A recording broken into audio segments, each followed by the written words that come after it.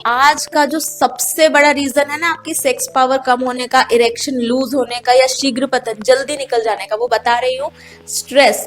چند کھجوریں، کچھ بادام اور تھوڑا سا شہد، یہ تینوں چیزیں مل کر فوری اور دیرپا توانائی فراہم کرتی ہیں، اور وہ بھی بغیر کسی کیمیکل کے.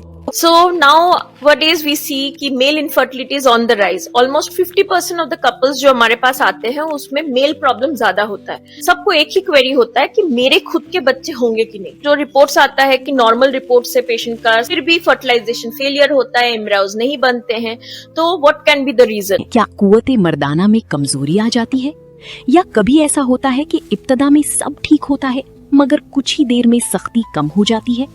اور کیا آپ بار بار مختلف ڈاکٹروں یا حکیموں کے چکر لگا کر بھی مکمل تسلی حاصل؟ مردوں میں ٹیسٹوسٹیرون کی کمی جسمانی طاقت اور مردانہ خصوصیات کو متاثر کرتی ہے. جب جسم کے ٹیشوز اپنی لچک کھونے لگتے ہیں یا اسموتھ مسلز صحیح طرح کام نہیں کرتے، خاص طور پر اس وقت جب ٹیسٹوسٹیرون کی مقدار کم ہو جائے، ایسے میں ڈوپامین کم ہو جاتا ہے، پرولیکٹن بڑھ جاتا ہے اور جنسی رد عمل بھی کمزور پڑنے لگتا ہے. اب ذرا خود سے 3 سادہ سوال پوچھیں. کیا آپ کو اکثر تھکن اور کمزوری محسوس ہوتی ہے؟ کیا آپ کی جسمانی طاقت اور اعتماد پہلے جیسا نہیں رہا؟ کیا آپ کو لگتا ہے کہ آپ کے جسم میں مردانہ ہارمونز کی کمی ہو رہی ہے؟